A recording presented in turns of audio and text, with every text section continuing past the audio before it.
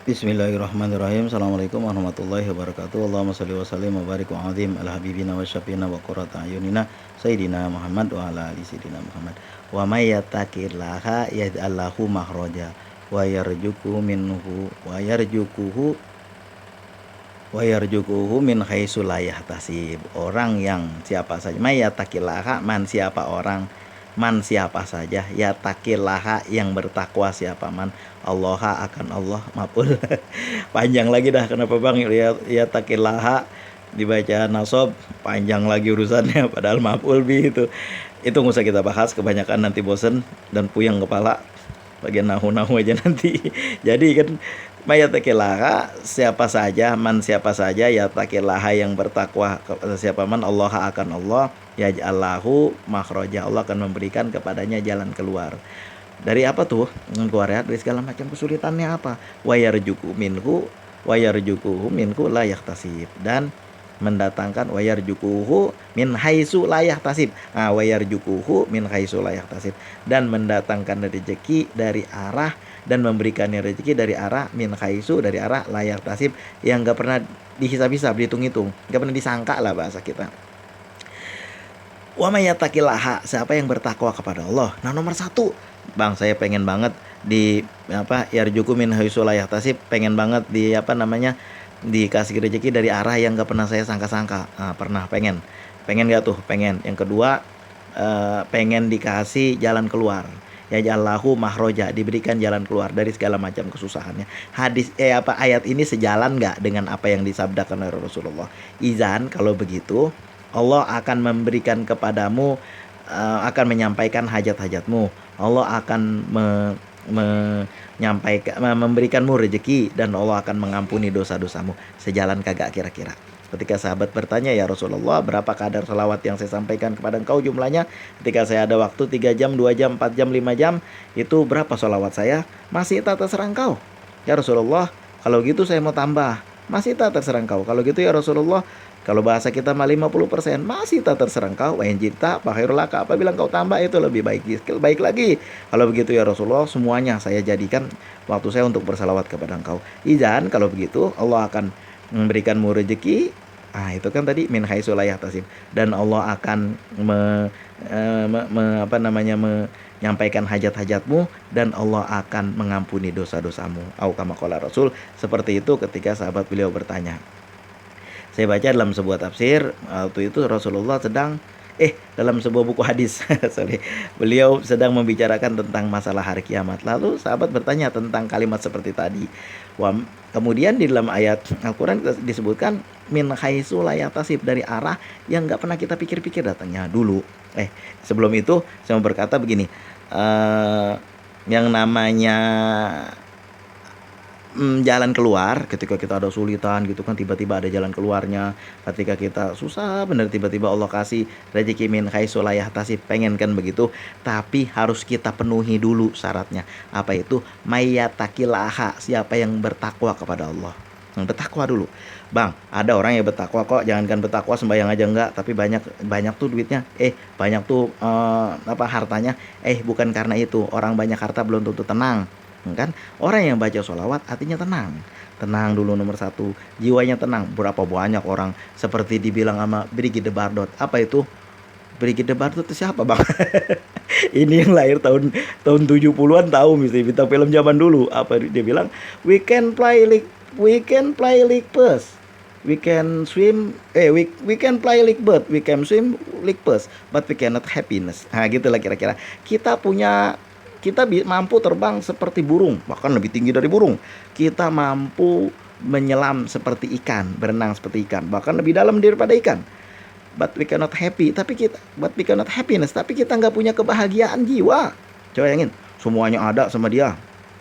Ya bukan dia aja, orang-orang yang jauh dari Allah juga begitu sama. Semakin jauh dari Allah, kami akan bukakan pintu-pintu kesenangan buat mereka.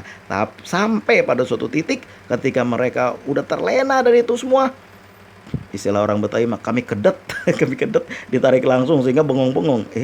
Tahu-taunya udah nggak ada. Tahu-taunya udah mati. Banyak banget yang kayak tahu-tahu udah pindah alam lain, dan itulah hidup yang baru dimulai. Pening kepala di situ kan, udah nggak main lagi hukum-hukum dunia. Mayatakillaha, siapa yang bertakwa kepada Allah, yaj'allahu mahroja. Yang bertakwa kan banyak. Apa itu orang bertakwa? Nah, ciri-ciri orang bertakwa ada disebutkan terutama waktu bulan puasa. Jadi banyak itu disebutkan karena di waktu bulan puasa kan kita sering tuh, ya ayyuhallazina amanu kutiba alaikumusyamu kama kutiba alal ladzina min qablikum. Tujuannya apa? Wahai orang-orang beriman, diwajibkan kepada engkau untuk berpuasa sebagaimana udah diwajibkan kepada orang-orang sebelummu. Tujuannya apa? La'allakum tattaqun, semoga engkau bertakwa. Nah itu tadi, wa may yattaqillaha, siapa yang bertakwa kepada Allah. Nah itu salah satunya ada puasa. Bertakwa, ciri-ciri orang bertakwa. Wa apina aninas, juga itu bagian dari orang-orang bertakwa, mengampuni sesama, memberi maaf sesama manusia. Dulu ada satu kisah ketika iblis ketemu sama Firaun. Apa ditanya sama iblis? Ini yang kayak gini Israiliyat, tapi ada hikmahnya juga. Apa itu? Ketika iblis ketemu Firaun, apa kata iblis? Masih kenal gak sama saya? Oh kenal, yuk yang dulu mengaku Tuhan kan. Ah iya, yuk kan yang membantah perintah Allah. Iya betul betul betul. Saya disuruh sujud nggak mau. Kira-kira begitulah. Firaun juga begitu. Kata Firaun, kalau gitu saya mau bertobat.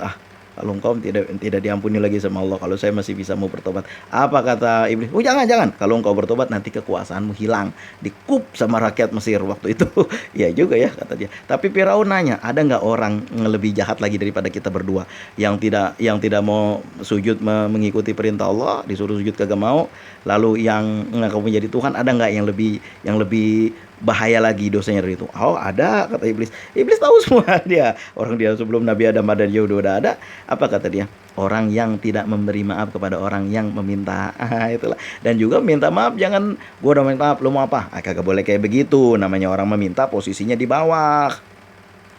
Minta maaflah dengan benar-benar permintaan maaf, bertobat. Nah itulah, dan itu bagian daripada bertakwa juga, bagian dari bertakwa memberikan maaf, dan juga banyak berzikir kepada Allah, menyebut nama Allah, baca salawat, menyebut nama Allah. Kagak ada orang bilang salawat Jibril tidak ada hubungannya dengan Allah. Itu lo ngomong bahasanya itu apa dibilangnya, sallallahu ala Muhammad, iya kan, sallallahu ala Muhammad, lapan Allah disebut, nama Nabi disebut, nggak ada hubungannya gimana dengan Allah. Ngaji dulu tong baru ngomong.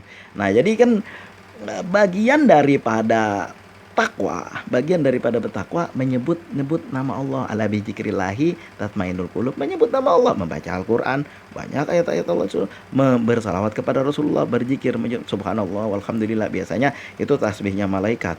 Nah itulah semuanya bagian daripada bertakwa. Orang-orang yang bertakwa juga menjaga daripada jangankan barang yang haram, jangankan barang yang subhat, yang halal aja dibatasin sama dia. Kenapa? Ya, dampaknya juga dibatesin sama dia juga. Jangan seperti itulah, jangan ini kagak udah kemana-mana disebar apa namanya itu riba. Ya susah kalau udah kayak begitu mah. Akibatnya apa? Kita tidak termasuk orang yang bertakwa. Maka ketika syarat itu tidak dipenuhi, itu syarat untuk min haitsu la yahtasib, syarat yaj'alahu makhroja, Allah akan memberikan jalan keluar ketika ada kesulitan, Allah akan memberikan rezeki dari arah yang tidak disangka-sangka, itu kagak terpenuhi. Makanya masalahnya nggak pernah habis, masalahnya rezekinya susah datang. Nah itu sebabnya orang di rumah aja bisa dapat rezeki. Orang rezeki Allah yang ngatur, bukan dari gaji kan. Memang sih setiap orang, sering saya bilang tuh ada pantun, bahkan ada pantun saya lupa lah gitu. Setiap orang belum tentu punya gaji, tapi tiap orang insya Allah ada rezekinya. Nah itu saya lupa, yang bikin pantun lupa. Itulah makanya bagian daripada bertakwa kepada Allah. Yang kalau syaratnya itu sudah kita kepenuhi, insya Allah Allah akan memberikan yaj'alahu mahroja wa yarzuqhu min haitsu la yahtasib, diberikan jalan keluar dari segala kesulitannya dan diberikan rezeki dari arah yang enggak pernah disangka-sangka. Salah satunya adalah selain berselawat, bersujud kepada Allah di tengah malam, sepertiga malam, wa minal laili fatahajjat bihi nafilatan laka, kita sujud kepada Allah, meminta kepada Allah, dan juga membaca Quran. Salah satunya adalah yang sering rame banget dibilang, termasuk nih apa yang udah saya amalkan juga dan udah banyak banget terbuktinya, bukan sekali, dua kali, tiga kali, empat kali, lima kali, enam kali, bukan itu, lebih banyak lagi daripada itu, membiasakan habis maghrib membaca surat Al-Waqiah, karena memang faedahnya luar biasa. Ada orang bilang ini perdukunan, pala lu peang. Dulu ada suatu sahabat Rasulullah datang ke satu tempat. Nah, ketika itu ada suatu kepala suku, di situ kan banyak suku-suku. Jadi disengat kalajengking. Lalu datanglah satu orang sahabat Rasulullah bersama rombongan melihat kenapa ini disengat kalajengking. Lalu dia membacakan ayat Quran di situ. Istilahnya diruqyah dengan ayat Quran. Alhamdulillah dengan izin Allah jadi sembuh. Maka nih untukmu hadiah, apa itu, dikasih kambing. Beberapa kambing, apa ekor kambing. Itu sahabat Rasulullah menceritakan kepada Rasulullah dan Rasulullah tidak melarang. Rasulullah tidak pernah. Ada panduannya juga tentang surat Al-Waqiah. Dari siapa tuh? Dari Ibnu Mas'ud. Ibnu Mas'ud itu pakar tafsir di zaman Rasulullah. Beliau itu bagian daripada ulama di zaman Rasulullah, itu bagian dari sahabat. Beliau yang mengerti tentang ayat Quran. Lalu beliau berkata waktu itu, saya pernah mendengar Rasulullah bersabda, au kama qala Rasul, siapa yang membaca surat Al-Waqiah tiap malam, dia tidak akan tertimpa penyakit pakoh. Itu ada contohnya dari sahabat Rasulullah. Rasulullah bersabda, sahabat-sahabatku adalah laksana bintang-bintang di sekitarku. Ah, itu datang bocah baru perdukunan, membaca ayat Quran, dibilang perdukunan sama dia, pala lu peang. Nah, inilah orang yang di dalam kitab Ta'limun Ta'lim disebut wa akbaru minhu jahilun mutanasikun, dan yang lebih berbahaya lagi daripada itu adalah jahilun mutanasikun, orang goblok tapi so tahu. Nah, gitulah kira-kira. Kita jangan termasuk jahilun mutanasikun. Apa yang kita amalkan adalah apa yang sudah kita pernah baca dari hadis-hadis Rasulullah, amalan-amalan sahabat Rasulullah. Nah, itulah amalan-amalan diajarkan Rasulullah. Sahabat-sahabat Rasulullah itu laksana bintang di sekitar beliau. Kalau misalnya itu, satu saat sahabat Rasulullah, kalau nggak salah saya Khalid bin Walid, menyediakan dabah. Apa itu dabah? Sejenis biawak. Lalu dibakar, lalu dikasih kepada Rasulullah. Ya Rasulullah, ini silahkan dimakan. Bahasa kita mah. Rasulullah nggak ngomong apa-apa. Ngomong enggak, makan juga enggak. Tapi sahabat ini makan di depan Rasulullah. Rasulullah diam aja, ngelarang kagak, nyuruh juga enggak. Itu takrir, Rasulullah membiarkan. Nah, itu berarti nggak ada larangan dari Rasulullah. Nah, kalau dalam usul fikih itu ada ilmunya di sekitar situ. Itu sekitar takrir dari Rasulullah. Rasulullah mendiamkan lah pokoknya dan tidak melarang. Berarti tidak ada larangan dari Rasulullah. Apalagi tuntunannya ada dari Rasulullah. Au kama qala Rasul. Itu hadis Ibnu Mas'ud yang sering kita. Maka dan pengalaman-pengalaman yang udah jangan orang lain lah, saya sendiri ngamalin. Kalau belum pernah saya amalkan, belum pernah ada keberkahannya, apalagi belum pernah saya amalkan, saya tidak akan ngomong di sini. Kenapa? Tanggung jawabnya berat. Bukan hanya sekedar ngomong, tapi tanggung jawabnya harus ada. Jangan sekedar kita ambil lalu kita sampaikan kepada orang lain, kita sendiri yang ngamalin. Nanti kita jadi apa? Kamasalil himari yahmilul asfaro. Apa yang saya sampaikan di sini udah pernah saya amalkan, dan bukan hanya ngecap, tapi juga ada tuntunannya dari hadis-hadis Rasulullah yang sekurang-kurangnya hadis itu padoilul a'mal.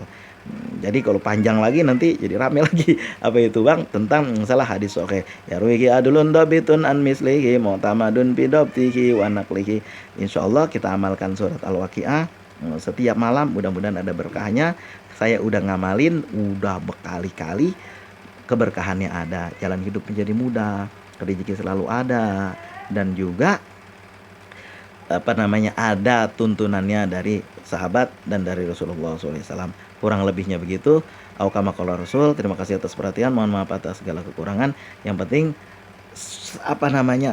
cukupkan dulu syarat-syarat itu. Kalau kita pengen yaj'allahu mahroja wa yarjuku min haitsu la yahtasib, diberikan oleh Allah jalan keluar dari segala kesulitannya dan dihantarkan rezeki dari arah yang nggak pernah kita sangka, harus dipenuhi dulu syaratnya. Apa itu? Ya taqillaha, bertakwa kepada Allah. Membaca Al-Quran bagian daripada takwa kepada Allah. Surat Al-Waqiah bagian daripada ayat Quran. Assalamualaikum warahmatullahi wabarakatuh.